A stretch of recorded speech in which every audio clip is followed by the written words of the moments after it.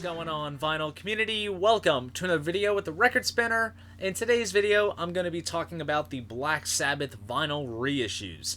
What can be said about Black Sabbath? They are the godfathers of heavy metal. They have influenced many, if not all, metal bands of various subgenres. And in my opinion, and I'm sure you guys watching out there will agree with me, they are important in pioneering a sound that drifted away from the whole hippie psychedelia thing that was going on in the late 60s and was able to showcase a much darker approach when it came to their instrumentation and their lyrics. Very glad to be a huge fan of this band. I gotta say, between Black Sabbath and Iron Maiden, those two are my all-time favorite metal bands. I'm really glad to be an appreciator of their music, and it's many thanks to my dad who got me into Sabbath. He is a huge fan, and it's kind of funny when he first showed me Black Sabbath. I was just a kid who was attending Catholic school at the time, so there I was learning about the Lord, and then listening to this music, and then in the back of my notebooks drawing crucifixes, and then writing Black Sabbath inside of them. It's kind of funny looking back in hindsight. But anyways, enough of the chit chat. Let's jump into what this video is all about. So I think it goes without saying that the Black Sabbath catalog, in particular the Ozzy years, which is what this video is going to focus mainly on, suffers from the same syndrome that the Emerson, Lake and Palmer catalog goes through, and that is of being constantly, and I mean constantly, getting reissued and remastered by all kinds of different labels and companies, putting out various different types of box sets, along with nice colored vinyl box sets such as the 10-Year War set, which looks absolutely beautiful. But for the purposes of this video, I'm going to be focusing on the US Rhino reissues. Now, Rhino did the Black Sabbath catalog on vinyl twice. The first time around was in the mid-2000s to early 2010s, and then they did it a second time in 2016. The first series was done kind of rather sporadically. The first reissue that we got was in 2006, and they did the Paranoid album first. This particular pressing was mastered by Kevin Gray at Coherent Audio, and honestly, this is a wonderful sounding record. I will say this though, there is a little bit of an audio thing going on in the beginning of War Pigs. It kind of sounds like, you know, the sound is uneven, but then after like the first verse, it kind of adjusts itself. I'm going to assume that this was an issue with the tape that was used for this. I believe this was mastered from tape.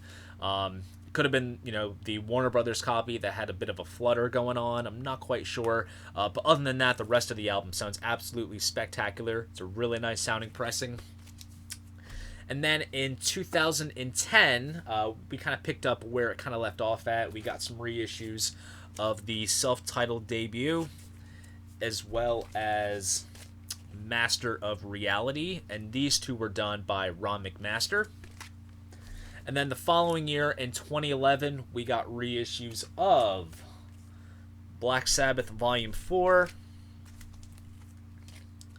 Sabbath Bloody Sabbath,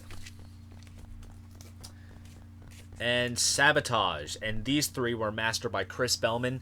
These are absolutely killer sounding. I really recommend these. You got to check these out. And then last but not least, in 2013, we got reissues of Technical Ecstasy and Never Say Die, and these two were once again done by Ron McMaster. So these particular reissues are reflective of the original Warner Brothers US pressings, and I say that because in the US there were some slight variations done to the catalog. For example, as most of you know, with the first self-titled album, the track Evil Woman, which is featured on the UK version and was also the band's first UK single, was replaced by its B-side, Wicked World. And also in terms of US pressings, the artwork is faithfully replicated. However, some artwork wasn't presented to the market opposed to what was done over in the UK, such as the gatefolds for the self-titled album with the upside-down cross, along with the gatefold to Sabbath Bloody Sabbath. Everything else, though, in terms of the inserts and extras, are perfectly replicated, and just to showcase a few of them, I'll take them out of the sleeves and showcase some of the notable inserts that you get. In Master of Reality, you do get the textured poster, which came with the album, which looks absolutely spectacular. And then we also got the nice photo gatefold insert with Volume 4. So it opens up like that. There's a young-looking Ozzy. I remember I saw this as a kid, this gatefold. My dad had an old vinyl copy, and I could not believe that that was Ozzy. How young and youthful. Nice live shot, along with the other side as well with Tony and Bill. Now, these particular reissues were pressed over at Rainbow in California. This particular plant does get the job done. However, on various posts that I've seen on Discogs, some people have had some quality control issues. But in my experience, these pressings seem absolutely fine. And as the hype sticker states, these were stated to be mastered from the original analog tapes. So that was the first series that Rhino had done. The second one came in 2016 to coincide with the band's farewell tour. Rhino did deluxe editions of the self-titled debut, Paranoid, Master Reality, and Past Lives, both on CD and vinyl. Now let's backtrack a little bit. In 2009, Sanctuary released deluxe editions of the first 3 albums, which includes the album remastered along with a bonus CD or LP of various alternate takes, instrumental versions, and other rarities.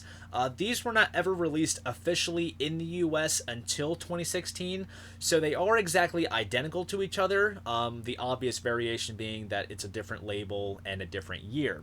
The bonus content, I think, is rather interesting if you want to dig deeper beyond the original album. It might not be for everybody, but if you're a diehard fan, I think you will appreciate it. I actually started to import these deluxe CDs before they made their way to the US.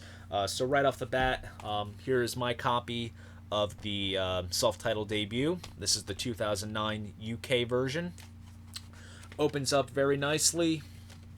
You get the album remastered on the CD that looks like the old school Vertigo label from the UK. And then you have the bonus content here. Very nicely designed and packaged. Well worth the value. These are rather affordable. And then the one deluxe edition, because I got the first album and Master Reality from the UK, the one that I did not have was Paranoid. So when they went ahead and did these deluxe editions in the US, I picked this up to kind of fill the gap, so to speak. The one downfall, though, is that this does not include the quadraphonic mix on DVD, which was included with the 2009 UK edition. So that's kind of a disappointment, but the content is still cool.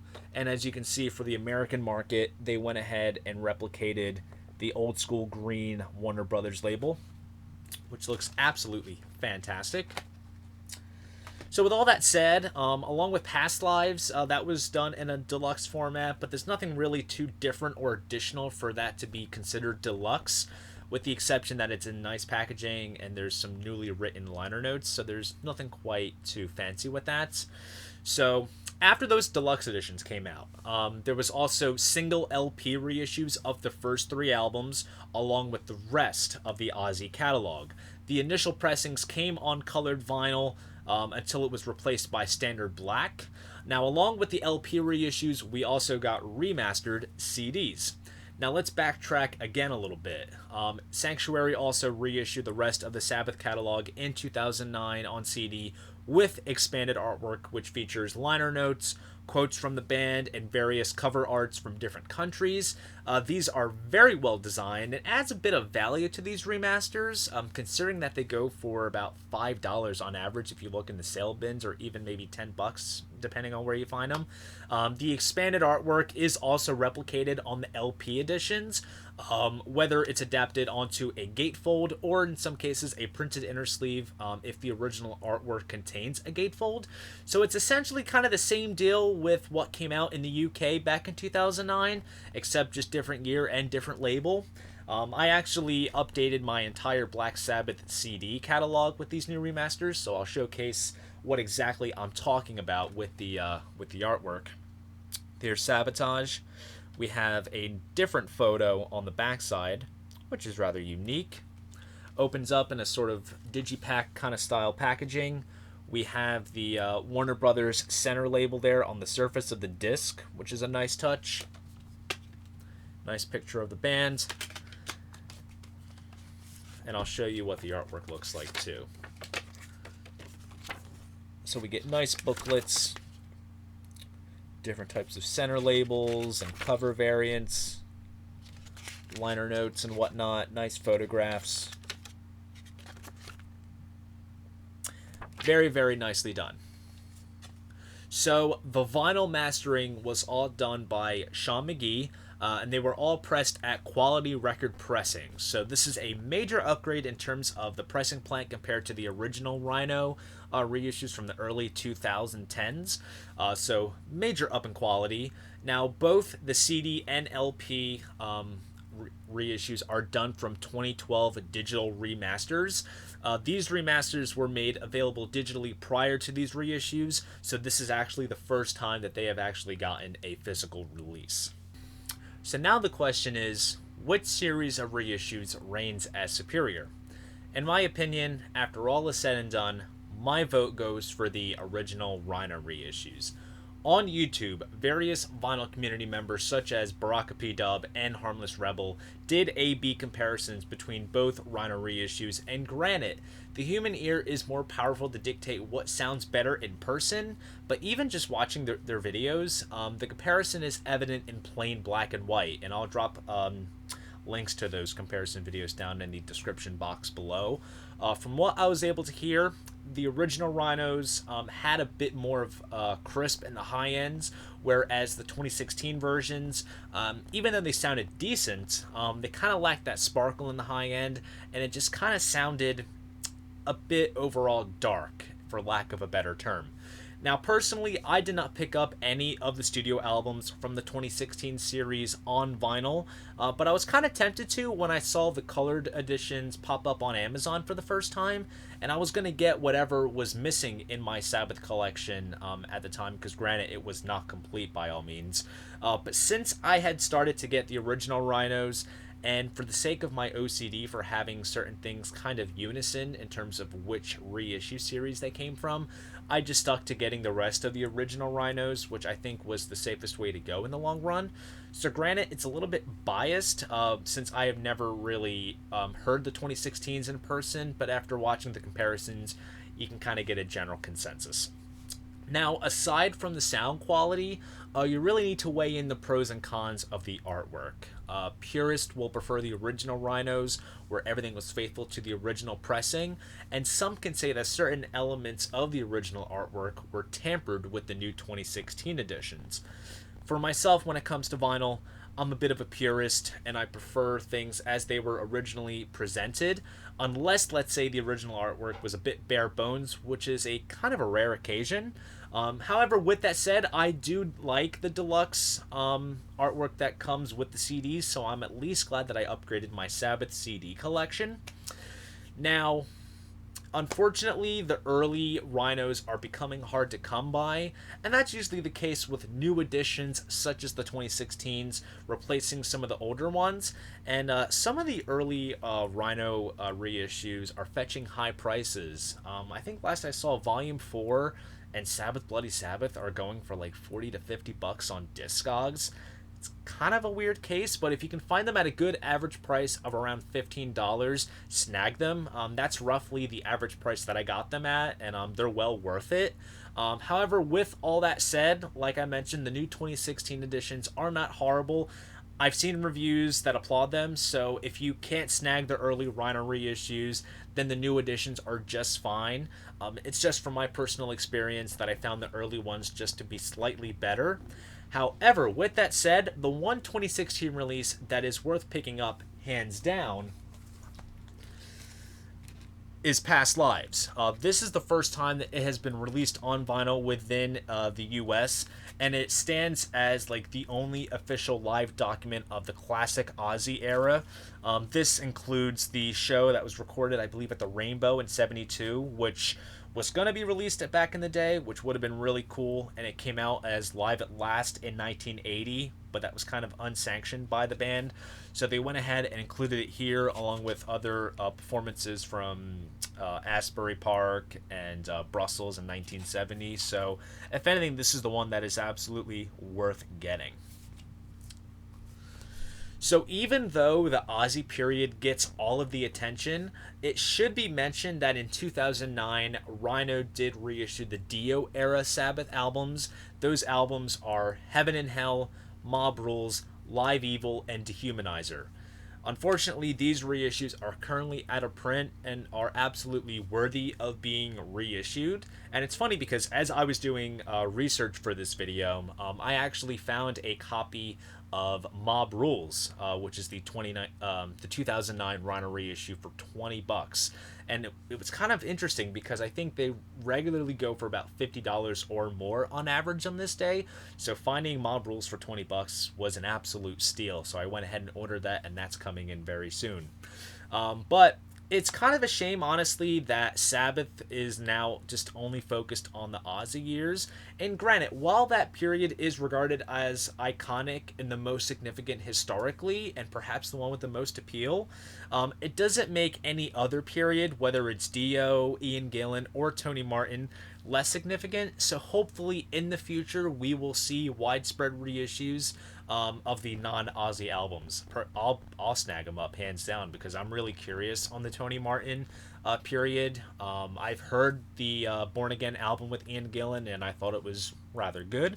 So hopefully, fingers crossed, in the future we'll get other reissues of other albums. Now, aside from the campaigns, Rhino has reissued and released some compilations. In 2017, we got the Ultimate Collection, which is a 4 LP set of the best Ozzy era tracks. The song selection, I would say, is nearly spot on. Compilations can never be perfect, but the sequence is kind of off in places. In some places it works, and some others it just doesn't. Like, for example, side 1 of the first LP, you have Paranoid, going into Never Say Die, going into Iron Man, then going into Black Sabbath. It just kind of feels a bit wonky. They should have opened it with Black Sabbath, maybe. It would have been better. But it's kind of like a Sabbath playlist that is put on shuffle. So it's a nice kind of party album, I guess you could say. And also it comes in a nice crucifix-style fold-out cover. And then in June of 2017, we got this little box set. This is Supersonic Years, the 70s singles box set. I actually did a unboxing for this on my channel if you want to peel back and check it out. This brings together, I believe it's 10 singles from the Ozzy period, which come in different single sleeves from different countries, and it comes with a nice book which has some liner notes and other single sleeves that were not used in the box. So it's a nice, rather interesting, different release. And then in October 2018, as part of Rhino's yearly Rocktober campaign, they went ahead and reissued the compilation We Sold Our Soul for Rock and Roll. This came out originally back in 1976 after Sabotage. This kind of has a special place in my heart because this album was actually my introduction to Sabbath along with the Sabotage album. My dad had both of those albums on cassette and I would just listen to them non-stop, so this compilation has a bit of a special place.